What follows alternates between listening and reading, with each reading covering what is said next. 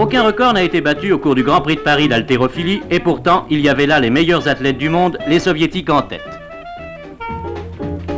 Un ex-champion du monde, le russe Plukfelder.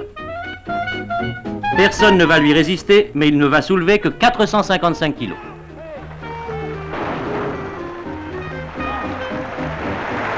La grande vedette de ce Grand Prix de Paris, c'est Youri Vlasov, une montagne de muscles à tête d'intellectuel.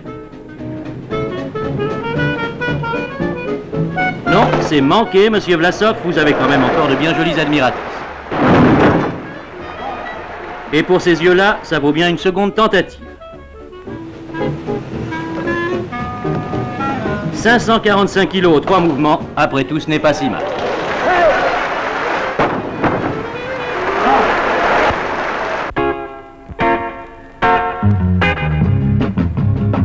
À Saint-Tropez, la mode a pris son vol sous les yeux du bailli de Suffren qui en a vu bien d'autres. Une mode résolument garçonnière. La plus haute fantaisie et de rigueur sur la plage, et le seul reproche que l'on puisse faire à cet emballage, c'est qu'il y a tromperie sur la marchandise. Cette année, le tissu éponge est roi. Fini l'antique serviette, fini le peignoir solennel, vive la chasuble. Et honneur au bikini qui amorce, après une disgrâce injustifiée, un vigoureux retour offensif. Le tapis de sable est devenu utilitaire.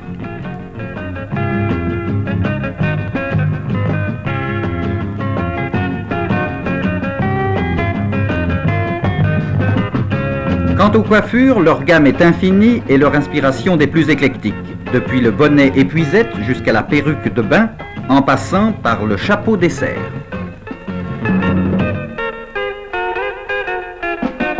Mais au fond, qu'importe la panoplie? L'essentiel n'est-il pas que le soleil brille et que l'eau soit limpide? Alors, vive les vacances!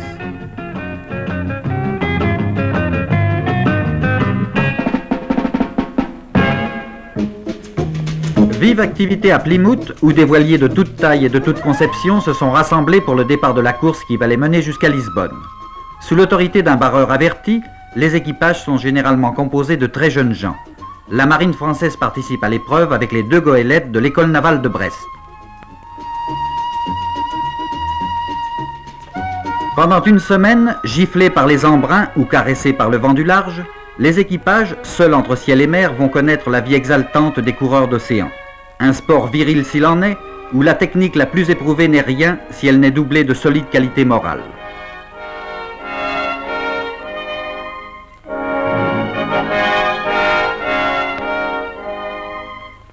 Mais que dire de ces garçons qui, seuls à bord de leur bateau, sont partis le même jour pour Newport aux États-Unis. 5000 km à la grâce du vent, la plus longue course du monde.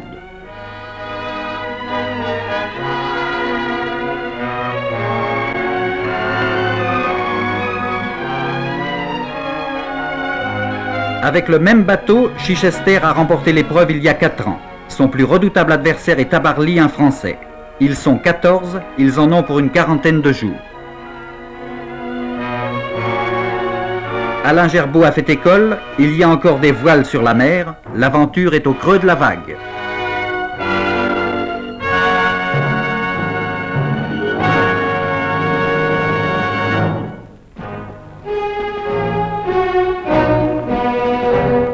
Un des grands personnages de notre temps vient de disparaître. Nehru, l'homme à la rose, terrassé à 74 ans par une crise cardiaque. Dans un monde partagé, et la conférence des pays afro-asiatiques de Bandung lui avait donné l'occasion de le manifester avec éclat, il s'était fait le champion du neutralisme. Il n'en ressentit que plus douloureusement la guerre qu'il dut soutenir contre les forces chinoises.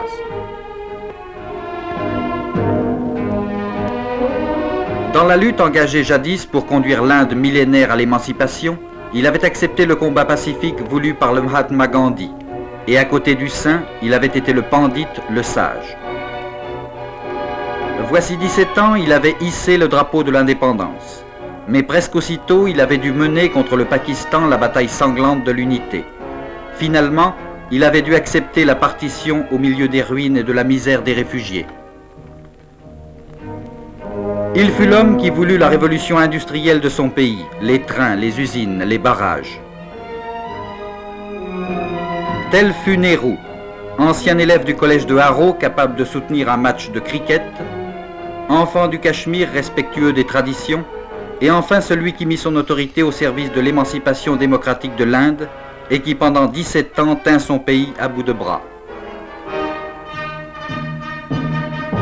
450 millions d'Indiens, le 6e de l'humanité, le pleurent aujourd'hui. C'est une foule innombrable qui a conduit son corps jusqu'au bûcher dressé à l'endroit même où fut incinéré Gandhi. Et le monde se pose la question, que deviendra l'Inde sans Nehru ?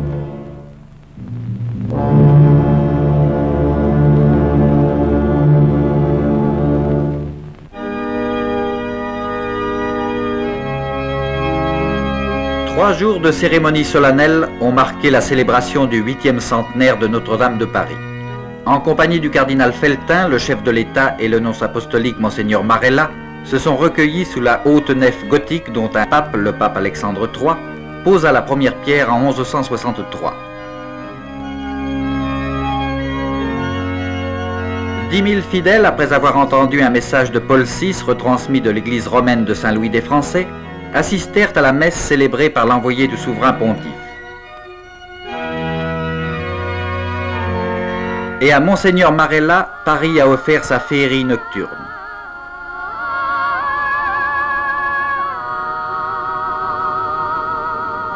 Précédé de 200 petits chanteurs, le légat du pape a découvert la suite prestigieuse des monuments que l'histoire a dressés sur les bords de la Seine et dont Notre-Dame est le plus justement célèbre.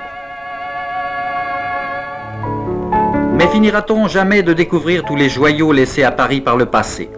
Paris est si vieux. À lui seul, le quartier du Marais, qui fut quelque chose comme le 16e arrondissement du grand siècle, en recèle des douzaines. Et qui seulement reconnaît les demeures délicates, transformées qu'elles sont en entrepôts de matériaux divers? Les unes abritent des entreprises de carrosserie, des stations-service. Des cours intérieures merveilleuses sont devenues des parkings. Or, quelques hommes décidés ont, dès 1961, résolu de passer aux actes. Autour d'eux, les volontaires ont accouru, et aujourd'hui, sous leur impulsion, 600 mains le jour et la nuit grattent, découvrent, restaurent. Ainsi ont-ils fait inscrire l'hôtel de Vigny à l'inventaire supplémentaire des monuments historiques.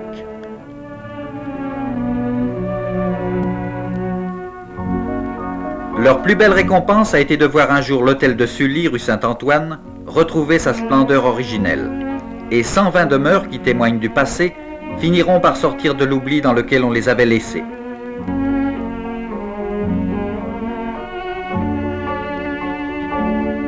Avec l'hôtel de Sully, dont le porche fut témoin de la bastonnade infligée à Voltaire, l'église Saint-Gervais où se maria Madame de Sévigné,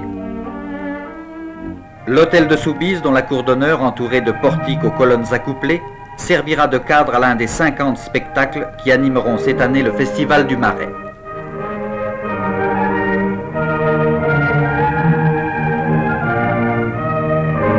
Et les fêtes, qui à travers tous les arts attireront l'attention sur le plus ancien quartier de Paris, contribueront à poursuivre l'œuvre de rénovation entreprise. Aujourd'hui, l'hôtel des ambassadeurs de Hollande, qui eut entre autres pour locataire Beaumarchais, est sorti de l'ombre et de l'oubli. Comme en est sorti l'hôtel de Sens, auquel restent attachés les souvenirs de la reine Margot.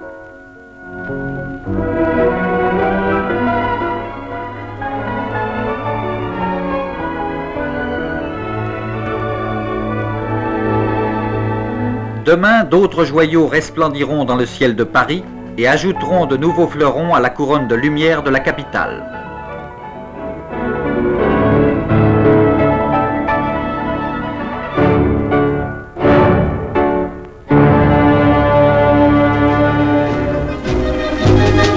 Le 6 juin 1944, l'assaut décisif était donné aux plages de Normandie.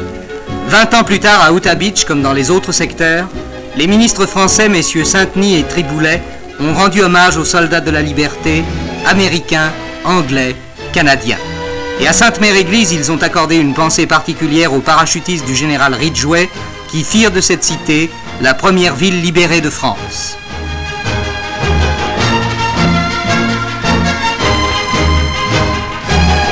Vannes, M. Mesmer, ministre des Armées, devait rendre hommage aux commandos parachutistes de la France libre.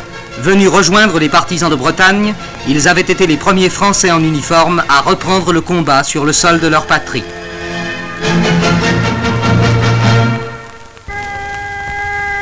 Ils naissaient tout juste en 1944, la plupart de ceux que le pèlerinage militaire international vient de réunir à Lourdes. 50 000 soldats de 30 nations. Sur l'esplanade et dans la basilique souterraine, ils ont assisté à la messe pontificale avec 4 ministres des armées. À l'heure de la procession au flambeau, les uniformes disparaissaient dans la nuit. Il ne restait plus à Lourdes que 50 000 lumières et un chant de paix.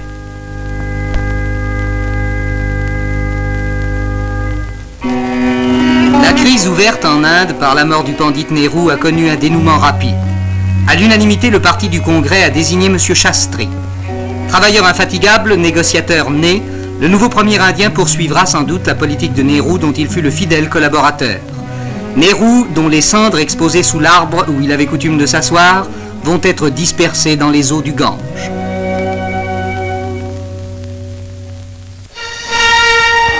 Séoul, la capitale de la Corée du Sud, vient de revivre l'agitation qui avait abouti voici 4 ans à la chute du gouvernement Syngman Rhee. Cette fois, c'est au président Chung Hye-park que 10 000 étudiants avaient l'intention de s'en prendre. Sous l'assaut de pavés et de bouteilles, ils ont obligé un moment les forces de l'ordre à céder du terrain. L'arrivée de renforts a renversé la situation.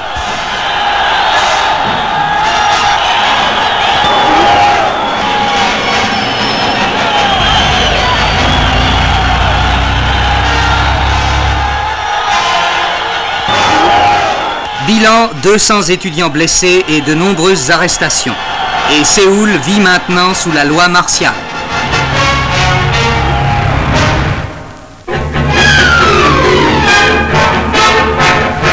Indianapolis, la course à la mort, a justifié cette année encore sa tragique réputation. Le bilan, 2 morts, 8 blessés parmi les pilotes. Et point n'était besoin de jumelles pour être aveuglé par un spectacle hallucinant. Un tête-à-queue à 200 à l'heure, un bolide qui heurte un mur et prend feu, c'est la catastrophe. Une série de collisions enchaîne et 1000 litres d'essence qui s'enflamment en un éclair. Les voitures tout le temps sortent du brasier comme par miracle, mais ce n'est pas fini, la course se poursuit en véritable jeu de quilles. Tout vole, tout explose devant 250 000 spectateurs horrifiés.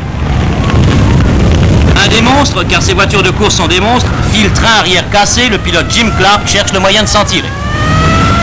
C'est la panique partout et l'on se demande encore si un seul conducteur va échapper au massacre.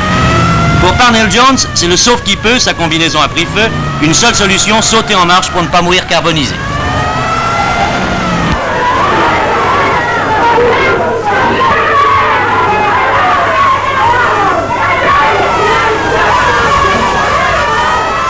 Cette catastrophe n'a pas empêché la course de se poursuivre, on a déjà vu pire à Indianapolis. Il y avait quand même 12 rescapés à l'arrivée et Foyt, le vainqueur, a gagné à plus de 237 de moyenne.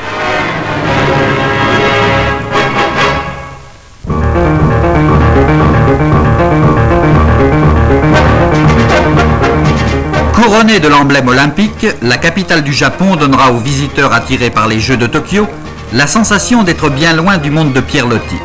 Tokyo, la nuit, c'est la ville du néon et des 50 000 cabarets et restaurants.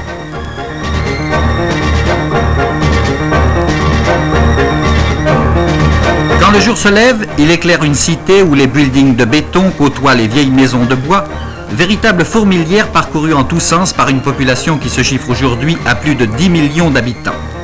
La gare centrale voit passer tous les jours 1 million de voyageurs.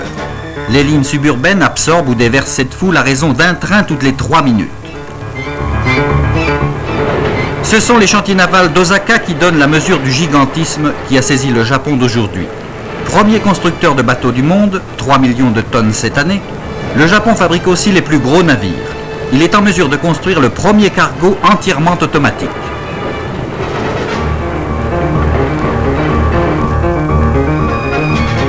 On dit avec raison que ce pays a déjà un pied dans le 21e siècle. Les grandes villes se sont hérissées d'émetteurs.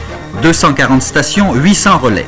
Pour Tokyo seulement, 11 chaînes de télévision, dont 2 en couleur, sont actuellement suivies sur 14 millions de récepteurs. Dans le domaine de l'électronique, les Japonais ont multiplié les fabrications de postes portatifs.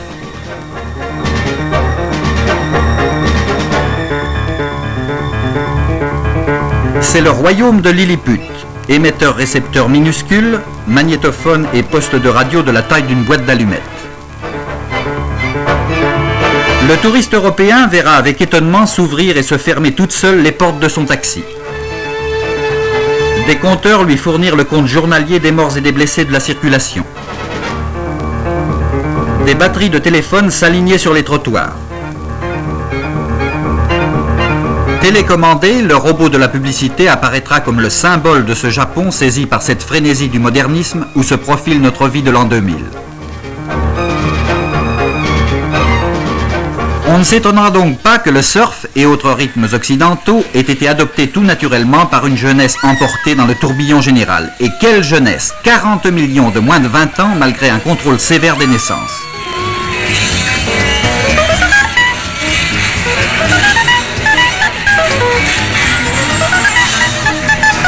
Un pied dans le 21e siècle, le Japon a pourtant gardé l'autre dans la soque de bois de Madame Chrysanthème. Le japonais des masques antiseptiques est aussi celui des révérences. Une moyenne quotidienne de 1800 saluts pour un receveur d'autobus, de 3000 pour l'hôtesse d'un grand magasin. Si bien que le lecteur de Loti se retrouvera tout de même en pays de connaissance pour peu qu'il ait l'occasion d'assister à l'une de ces interminables cérémonies du thé. On pense qu'un sage les inventa un jour sans doute pour calmer les nerfs de ses concitoyens tant il faut observer de rites avant de pouvoir déguster le breuvage. Ce sont de ces talents qu'une jeune fille bien élevée ne doit pas ignorer, même en 1964, et surtout celle qui est l'essence même de la féminité japonaise, la geisha. Le visage blanchi à la céruse, habillé des plus extraordinaires kimonos, les geishas qui égayaient jadis les banquets des samouraïs continuent de prodiguer leur art au cours des dîners d'aujourd'hui. Une seule différence, elles ont constitué un syndicat.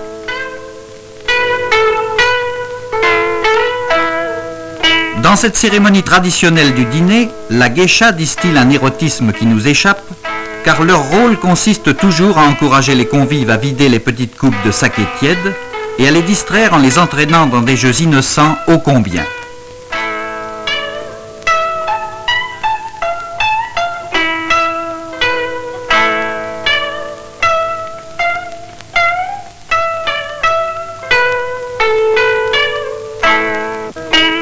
Du reste, dans chaque cité, le Japon moderne garde toujours vivante une image du Japon d'hier. Des arbres, une cascade, des rochers dans l'eau, sur lesquels Mademoiselle Fraîcheur du matin pose un pied timide chaussé de socs de bois pour venir battre le rappel des carpes familières.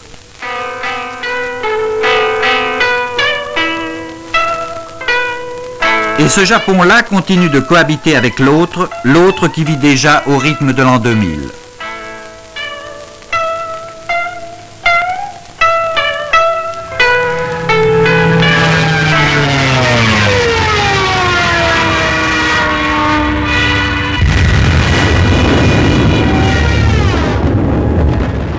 Juin 40, les jours où tout semblait perdu pour la France. Les jours où tout semblait perdu, mais aussi où une voix s'était élevée dans la tourmente.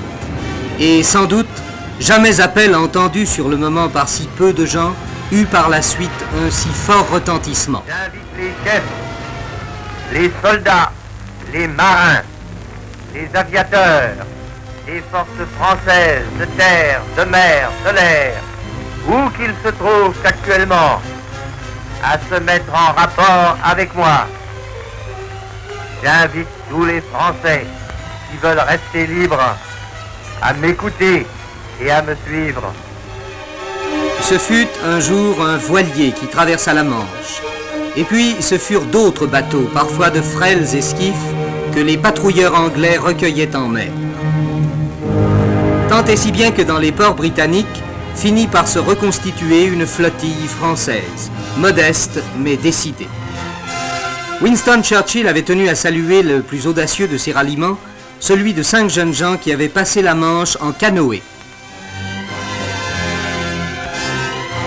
Les enrôlements se multiplièrent. Des femmes, des jeunes filles, comme les hommes au premier jour, vinrent grossir les rangs de cette France qui se voulait libre et où les visages connus et inconnus se mêlaient sous le même uniforme. L'homme qui avait lancé l'appel du 18 juin n'était plus seul. Il y avait maintenant une armée française à l'extérieur, comme il y avait des forces françaises de l'intérieur.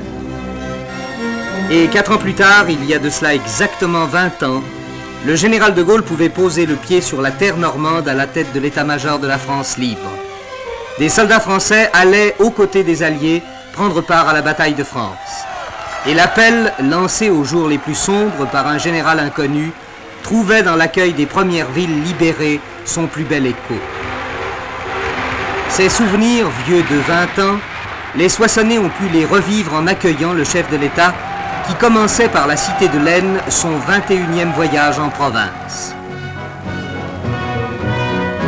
Aussi bien les routes de Picardie qui furent celles qu'il suivit en 40 comme en 44 devaient-elles rappeler plus d'un souvenir personnel au général de Gaulle.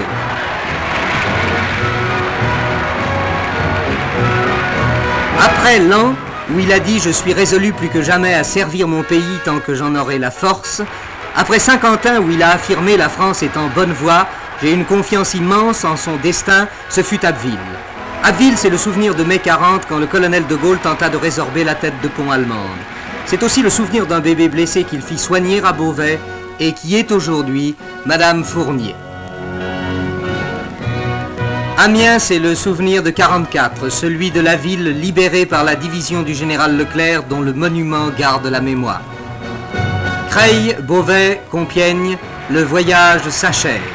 Et le chef de l'État conclut « Je vous ai parlé souvent dans le malheur. Aujourd'hui, nous sommes dans une période de paix, de développement qui contraste avec toutes nos épreuves. Cette situation dans laquelle la France se trouve, c'est son espoir et sa chance. »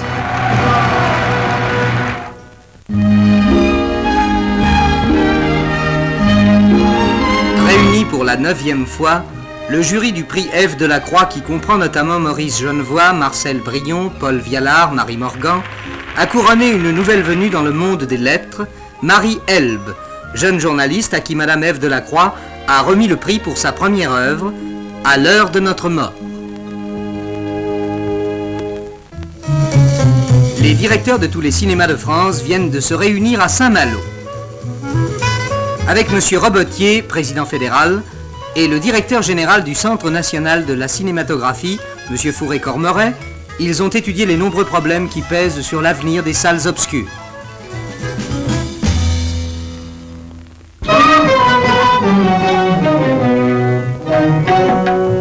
Les cendres de Nehru ont été transportées de la Nouvelle-Delhi à la ville sainte d'Allahabad pour être dispersées dans les eaux du Gange. Ce fut le voyage de la ferveur populaire.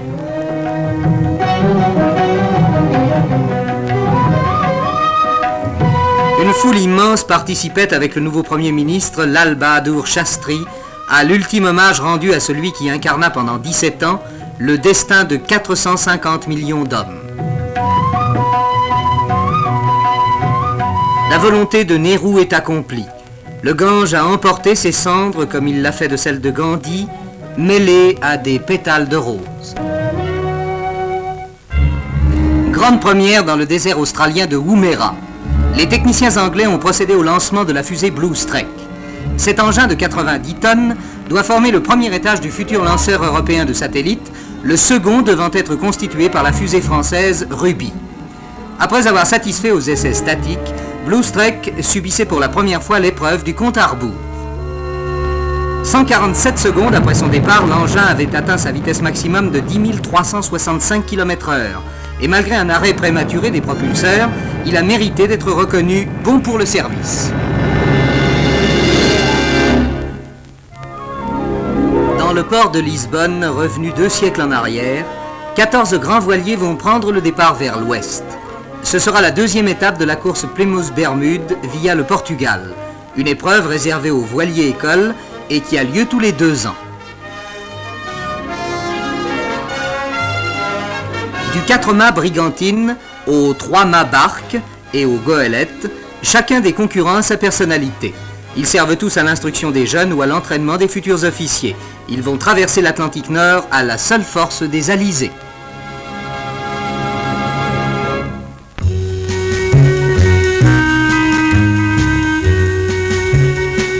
on cherchait un architecte, on trouve un sculpteur. Jacques Couel, dont le métier est de bâtir des maisons, commence d'abord par les sculpter, ou plus exactement par les modeler. Son but, incorporer la maison au paysage, la plier au rythme du décor. Dans le même temps, en faire un séjour parfaitement isolé du reste du monde, lors même qu'elle fait partie d'un village serré sur les flancs d'une colline, comme ce sera le cas à Castellarras-le-Neuf, sur la Côte d'Azur. Pas un regard qui puisse glisser d'une villa à l'autre. Ces maisons-sculptures ont commencé à sortir de terre, ou plutôt pour être exact, à s'y intégrer. Le béton épouse les formes et les courbes qu'a voulu l'architecte. Les murs se modèlent au geste du maître d'œuvre.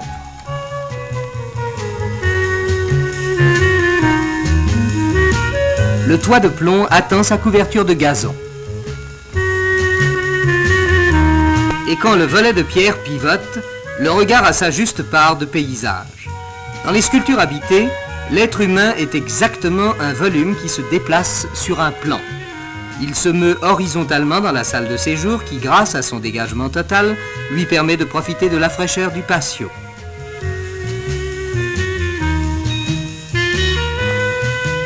Il se meut verticalement sans effort vers les chambres, dont les terrasses sont le prolongement naturel.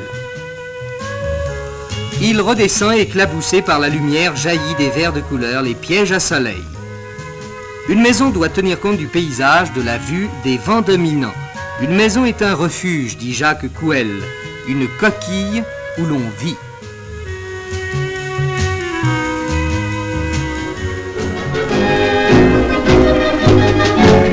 En novembre 1940, à Brazzaville, le chef de la France libre fondait l'Ordre de la Libération pour récompenser les mérites exceptionnels et les faits d'armes accomplis pour la libération de la France.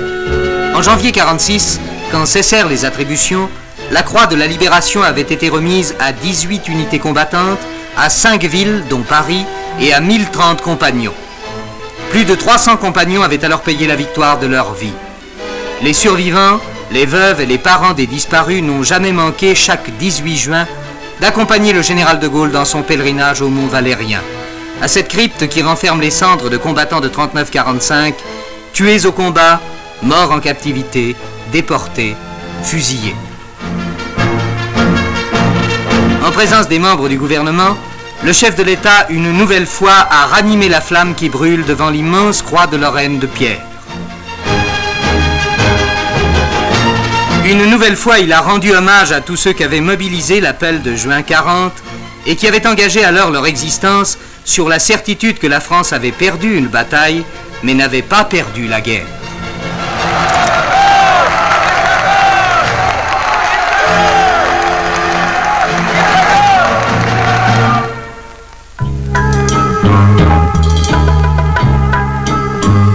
New York aura bientôt le plus grand pont suspendu du monde, le Verrazzano. Long de 1300 mètres, il enjambe le détroit entre Staten Island et Brooklyn. Il aura demandé 5 années de travail à une équipe dont la tâche quotidienne entre le ciel et l'eau a été un défi permanent au vertige. Lorsque les 2 tabliers superposés seront en place, 12 voies seront ouvertes à la circulation. Cadence prévue, quelques 50 millions de véhicules par an. En dépit de ces dimensions, le Queen Elizabeth semble réduit aux proportions d'un caboteur. Pour l'instant du moins, l'avenir de la circulation semble assuré de ce côté-ci de l'Hudson.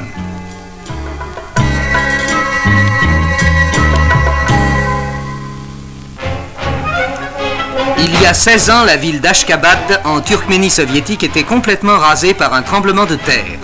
Depuis, elle a relevé ses ruines. Mais dans cette zone particulièrement sensible, la crainte de tels séismes continue de préoccuper les architectes. Or, ils ont peut-être trouvé la solution. Cette villa, en effet, n'est pas directement solidaire du sol. Elle repose sur une série de ressorts et d'amortisseurs qui, semble-t-il, devraient absorber l'effet des secousses.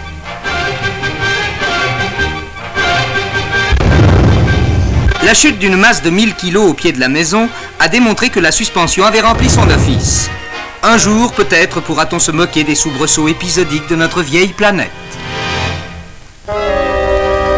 La France se penche à son tour sur les problèmes des vols dans l'espace. Au laboratoire de médecine aérospatiale de Bretigny, Sans quitter le sol, les futurs cosmonautes se retrouvent chaque jour dans l'ambiance des vols cosmiques et des révolutions orbitales. Ainsi, dans la centrifugeuse, où les effets respiratoires de l'accélération sont constamment contrôlés grâce à un appareil unique en Europe. Chaleur excessive ou froid sibérien, c'est le lot du cosmonaute. Un caisson à double coque permet d'étudier la résistance des hommes et des scaphandres dans les conditions extrêmes. Pour la chaleur, par exemple, un circuit d'eau bouillante fait monter brutalement de 15 à 67 degrés la température intérieure, recréant ainsi l'échauffement des parois d'une capsule qui rentre dans l'atmosphère. Une nouvelle race est née, l'homme de l'espace. Près de Paris, le centre de recherche de la Compagnie Générale d'Électricité a entrepris des travaux dont les premiers résultats ouvrent au monde de demain des perspectives insoupçonnables. Ainsi, le rayon laser, futur transmetteur d'énergie dans l'espace, permet déjà de mesurer les plus grandes distances avec une précision de l'ordre de 1,50 m. Mieux encore, il mesure séparément deux objets situés à 1 km et distants entre eux de 50 cm seulement. Dans ce centre, on étudie également le moteur de l'avenir, la pile à combustible, qui transforme l'énergie chimique de la combustion froide de l'hydrogène en énergie électrique. Aujourd'hui, elle n'actionne encore qu'un jouet d'enfant. Demain, sans doute, la pile à combustion remplacera sur nos voitures le classique moteur à explosion.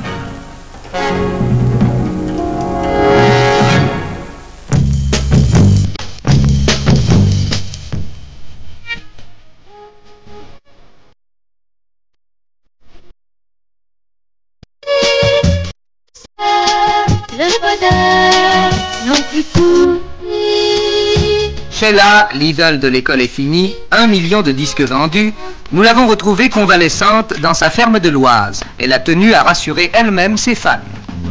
Chers amis, eh bien oui, c'est vrai, j'ai été malade, mais maintenant je vais beaucoup mieux et je me repose à la campagne.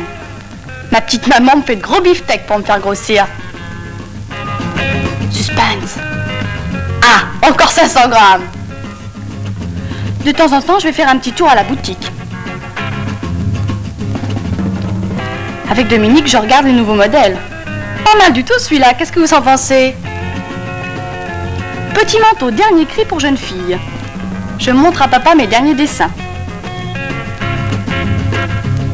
Enfin, pas tous.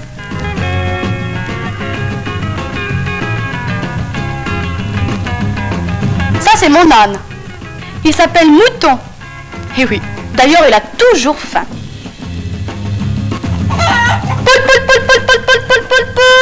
Poule.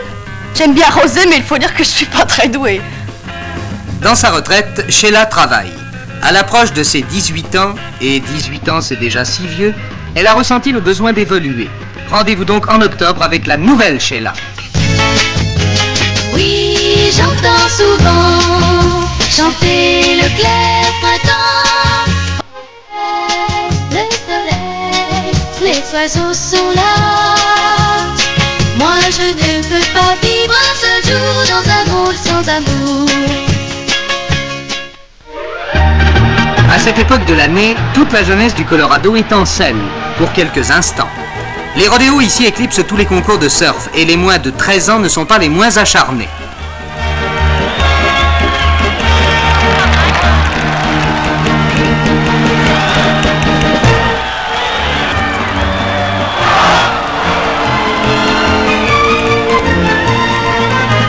Les hardy cow-boys restent les idoles de cette jeunesse pleine de vie et dont l'ambition consiste à tenir 8 secondes sur le dos d'un animal déchaîné.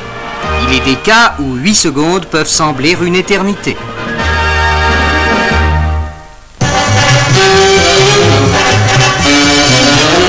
Toujours cet anachronique départ aux 24 heures du Mans, 20 mètres de course à pied avant la ronde infernale à près de 200 à l'heure. On n'a pourtant jamais vu personne sauter dans sa voiture à la volée avant de prendre la route. Dès le début, la course est menée tambour battant par les Américains avec les Ford. En voici une.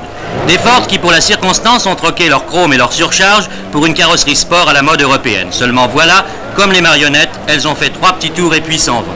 Contre la coalition des Ferrari, c'était prévu, elles n'ont pas tenu.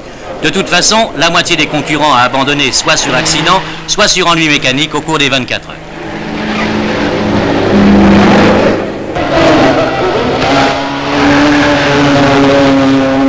Marie est imbattable au Mans depuis 4 ans. Voici la voiture des vainqueurs, la 20, une 3 litres 3 pilotée par l'équipage franco-italien Guichet Vaccarella. Pendant 24 heures, elle a roulé à 196 de moyenne. On ne sait qui en doit le plus admirer des pilotes ou de la mécanique après une telle performance. Les Anglais n'en croient toujours pas leurs yeux. Comme au temps des corsaires, un Français les a tenus en échec dans leur propre spécialité, la marine. Ce corsaire du XXe siècle, c'est un pacifique marin breton, Éric Tabarly. Pendant 28 jours, seul à bord de son navire, le Pendwick II, Tabarly a laissé loin derrière lui tous les bâtiments de sa gracieuse majesté dans la course à travers l'Atlantique. Barbu, mort de fatigue mais satisfait, Éric Tabarly savoure maintenant la joie du triomphe.